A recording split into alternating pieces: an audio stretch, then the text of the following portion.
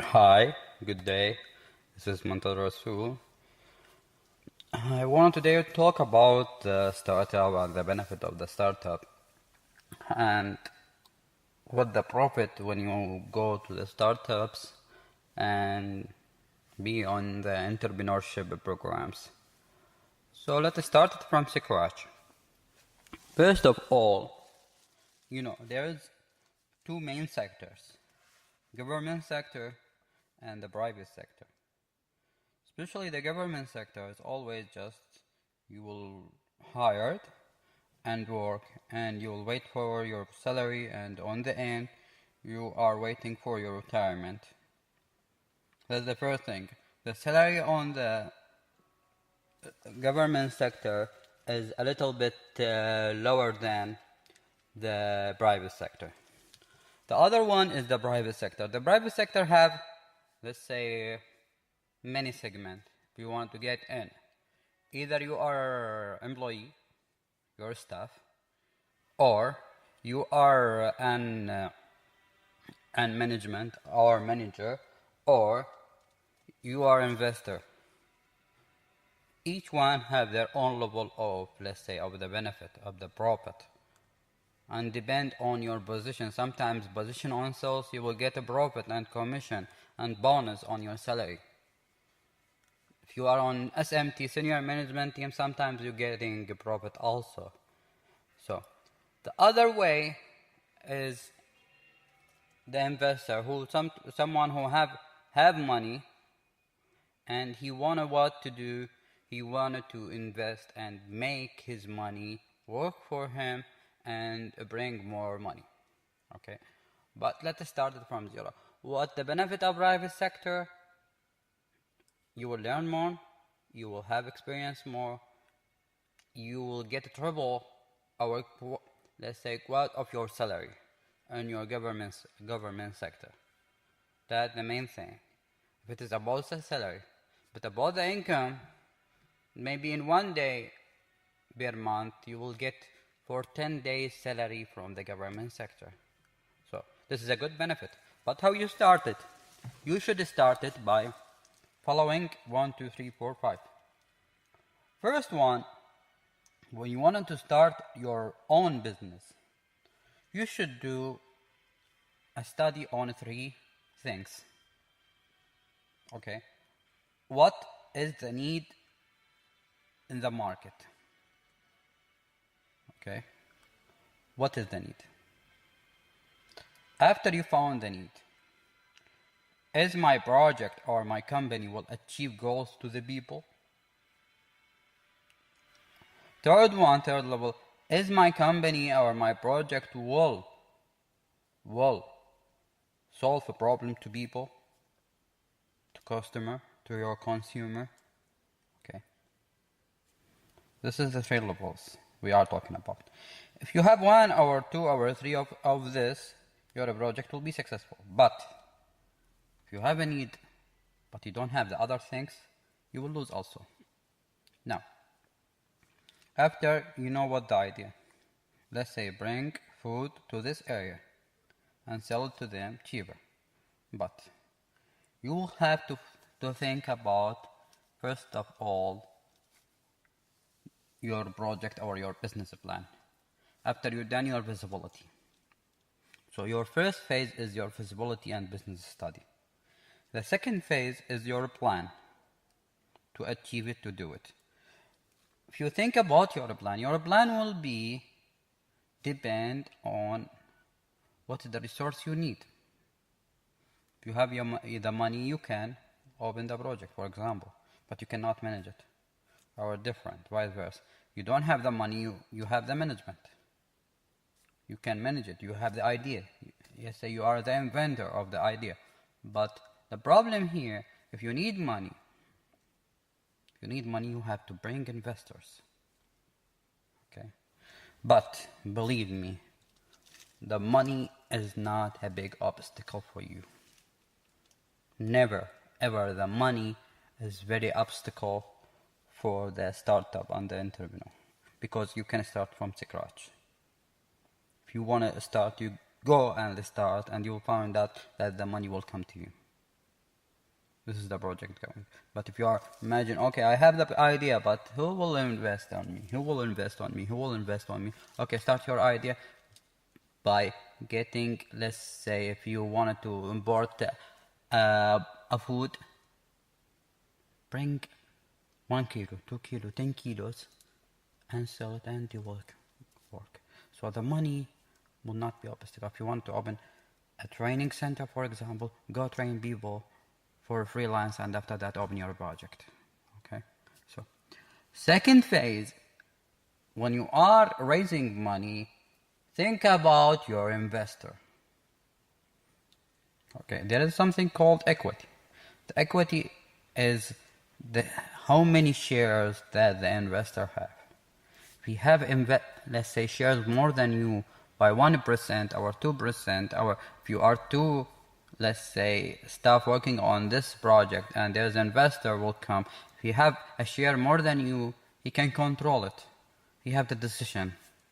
Okay, he can end the project. So when you bring investor, you give him a little bit of what? Of the shares. Not a little bit I'm talking about. It is put your shares more than him, even in 1%. Okay, that the idea of it when you are bringing an investor. Second thing, your partner. This word can end your project. Your partner.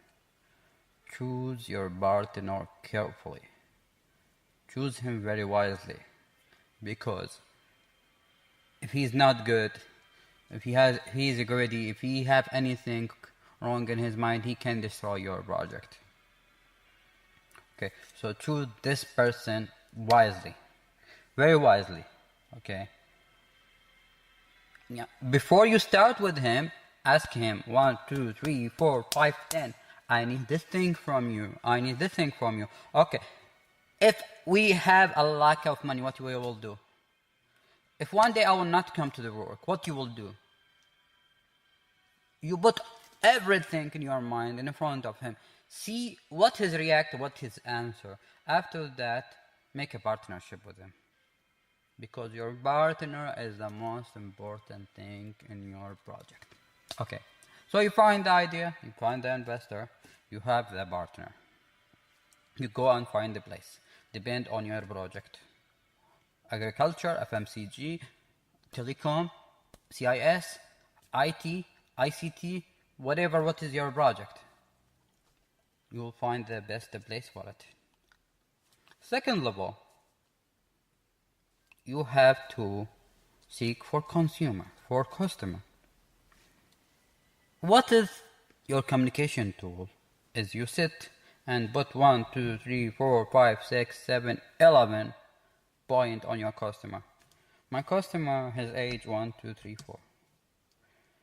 My customer, he's a married, or he's a single. My customer is a male or female. My product is, let's say, focusing on female or male. His education, for example, engineering helmet you are selling, you are not will focus on doctors. Okay. The place, where is my customer? Put these things and draw your customer. After that, when you find out your customer, the channel to reach him is your marketing plan. And we'll talk about that. And I already talked a little bit about marketing before a while, but when we talk about that, how you will reach your customer. Okay, after you reach your customer, the best thing you have to focus on is your staff. If I want to give you priority for is your partner, your staff, and your investor. Your staff can destroy you.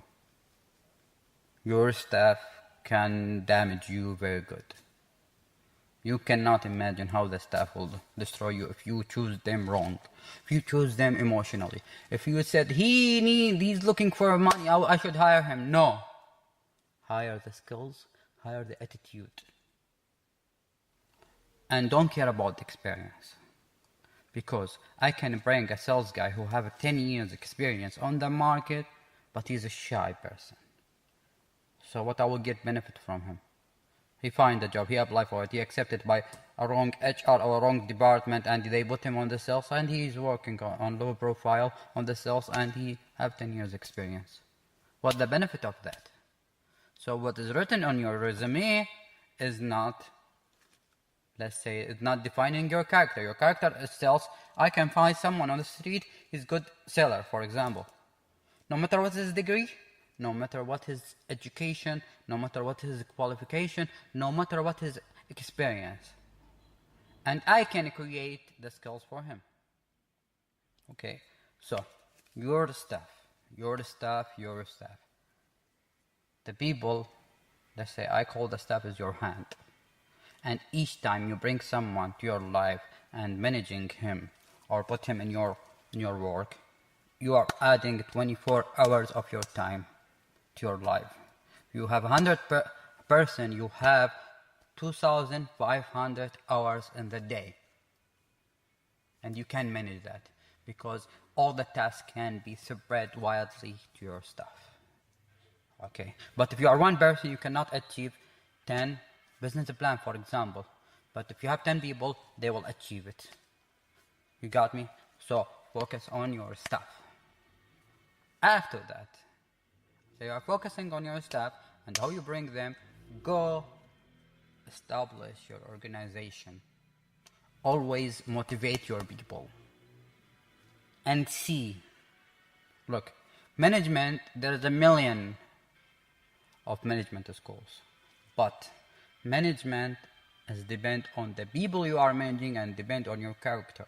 So, and depend what the environment you want to put. Okay, for example, a little bit of a book I read, which is #1 selling on the Amazon.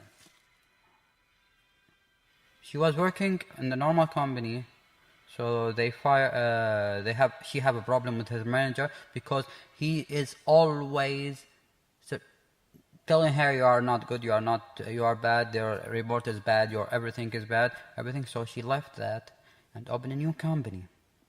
And when she opened a new company, she swore to herself she will not ask any staff if he done something wrong to tell him you are wrong in his face. After that, she's surprised by hiring someone. He's very good and everything is good. He bring a report on, let's say, on the end of the deadline, and the report was very bad. She was thinking how to solve that. If I talk to him, I will be like with my previous manager. If I not talk to him, it will be a disaster. Or after 12 months, she fired this man. After he is on 12 months, he is getting wrong. After that, she, let's say, owned her company and she worked with Google. And after that, Apple.